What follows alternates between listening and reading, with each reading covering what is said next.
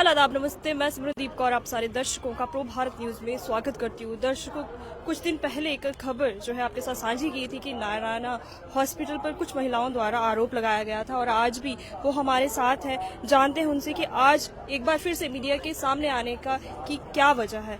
Ma'am, आज आप एक बार फिर से मीडिया के सामने आए, क्या वजह है? आज हम इसलिए आए हैं कि आफ्टर दैट इंटरव्यू आप सब मीडिया हमारे सामने आए, आपने बड़ी हेल्प की सबने, तो people have connected with us कि हमारे साथ भी ऐसा हुआ।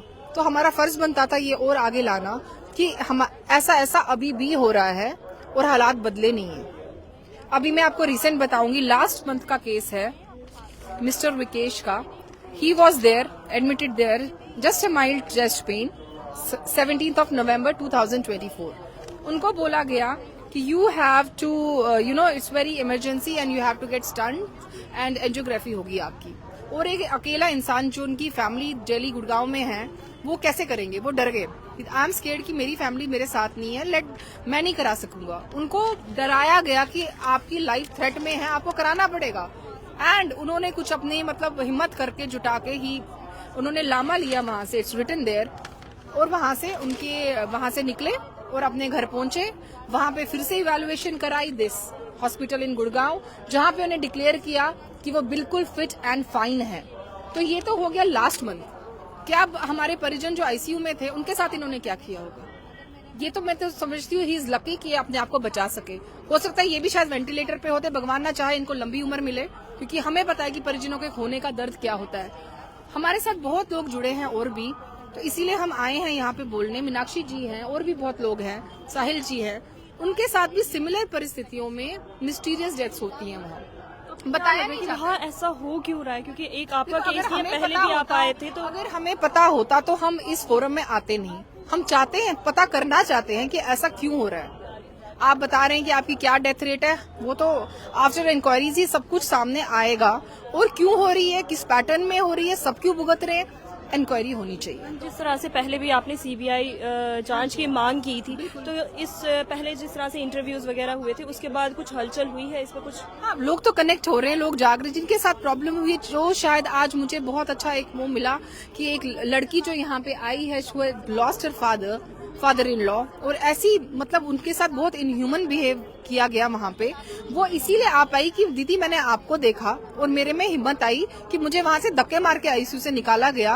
और just because of your video I have come here with my documents and my story. तो मुझे लगता है मेरा मकसद एक तो यही है कि आगे किसी के साथ ऐसा ना हो, और ऐसी इंक्वायरी हो तो पता चले आपको हमारे परिजनों से हमसे ज्यादा प्यार है कि आप बताते भी नहीं है डेथ कब हुई, 2-2, 3-3 घंटे बाद, एक दिन बाद। इतना प्यार है आपको उनसे कि आपको क्या करना होता है उनको, और इतना टाइम लगाते हैं आप बॉडी देने में, 8-8, 10-10 घंटे, 12 घंटे, next day. What is the reason? क्या आप हमारे परिजन आपको इतना प्यार है तो आप उनको पहले सही ढंग से हमें बताते तो सही, वेंटिलेटर पे डालने से पहले। क्या मेरा हक नहीं कि मेरे पापा कैसे मरे, कि लास्ट में वो मेरे से शायद कुछ बात करना चाहते थे। मैं उसी कैंपस में, मेरी मदर और मैं 1 मिनट के रास्ते में, it takes 15 to 20 minutes of time for a procedure of ventilator. तो मुझे क्यों नहीं बताया गया? हर किसी को क्यों बताया जाता है जब वो वेंटिलेटर पे होते हैं? Is this not a violation? खाना नहीं दिया जाता वहाँ पे, स्टार्व किया जाता है। मेरे साथ नहीं, सबके साथ हुआ। ये ह्यूमन राइट वायलेशन नहीं है? हर किसी को। आज आपके साथ कितने और केसेस जो हैं वो जुड़े? हमारे साथ 6-7 केसेस हैं और भी जुड़ रहे हैं। जम्मू के ही हैं? जम्मू के ही हैं, और एक यात्री भी हैं, वो भी जुड़े थे इनसी थ्रू। तो उनके साथ भी ये हुआ। उनकी यंग लड़की थी 35 साल की, just she had some cough and cold, तो वहां एडमिट हुई। तो उनको बोला जा रहा है, एक यात्री फैमिली जो बाहर से आए हैं, बैंगलोर से फ्लू करके वो आई है, और उनको बोला जा रहा है कि 50,000 का इंजेक्शन इमीडिएटली चाहिए, तभी आपकी बेटी बचेगी। और वो उस सिचुएशन में नहीं थे। कैसे उस हालातों में एक दूसरी स्टेट में आके उन्होंने मंगवाया 50,000 का इंजेक्शन, और 10 मिनट 15 मिनट में बेटी की डेथ होती है कि शी डाइड, एवरीथिंग फेल्ड। और उनकी बॉडी को रेस्पेक्टफुली लेने में भी उनको दिक्कत आई। उनको एडमिनिस्ट्रेशन, उनको कहीं कहीं से सिफारिशें लानी पड़ी कि हम यात्री हैं, हम बाहर से आए हैं, हमारी बॉडी तो हमें टाइमली पहुंचाए हम अपने स्टेट। क्या ये आप बताइए, आप is this not in human? और हम बोले भी ना, और इतने हमें इस हफ्ते ऐसे इंसिडेंट्स हुए कि लोग चाहते कि हम पीछे हटे। वो तो जब तक हम जिंदा हम पीछे नहीं हटेंगे। इसके पीछे की पूरी बड़ी पावर के साथ इस समय आप लड़ रहे हैं, सारे इकट्ठे होकर लड़ रहे हैं, तो कुछ हुआ भी है, कुछ इंसिडेंट्स भी हुए हैं? इंसिडेंट हुआ ऐसे हैं कि कुछ लोग हमें यही बोलना चाह रहे थे कि आप पीछे हटे।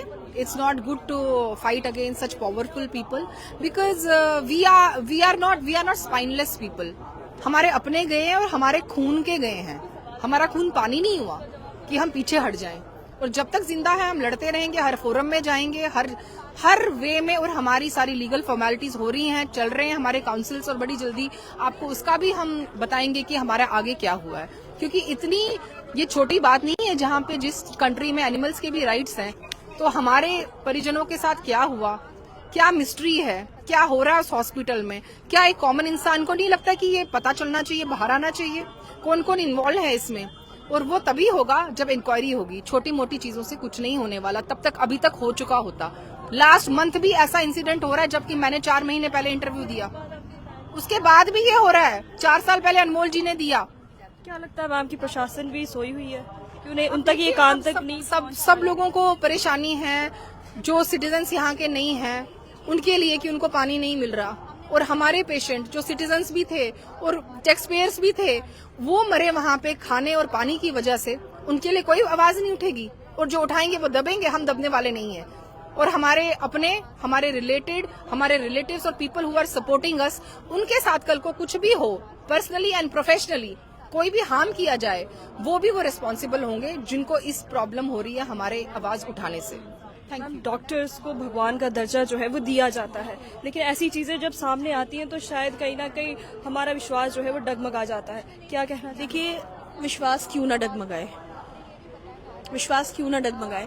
जहाँ पर भगवान के बाद डॉक्टर्स को माना जाता है, और वहाँ पर उस चीज़ को लेके आप किसी पेशेंट को अपने पास एडमिट करते हैं, उसको वेंटिलेटर पे डालते हैं, क्या फैमिली का हक नहीं बनता है ये जानने का कि क्यों, आखिर किस लिए आप चीजें अगर छुपा रहे हैं फैमिली से? क्या कुछ ऐसा है अंदर जो आप चाहते हैं कि सामने ना आए? जिस तरह से मैम आप सबके द्वारा बताया जा रहा है कि सबके साथ सेम चीजें हो रही है, उन्हें वेंटिलेटर पे चढ़ाया जा रहा है, जैसे कि गुड़गांव का केस जो है मैम ने बताया कि उन्हें भी सेम चीजें कुछ ना कुछ कही गई थी, लेकिन ये है कि वो वहां से, मतलब उनकी, मैं कहूंगी कि किस्मत अच्छी थी, वो जान बचा के भागे वहां से और बच गए। वरना नेक्स्ट तो वही होता कि वो भी वेंटिलेटर पे होते और खुदा ना खास्ता उनके साथ भी कुछ गलत हुआ होता।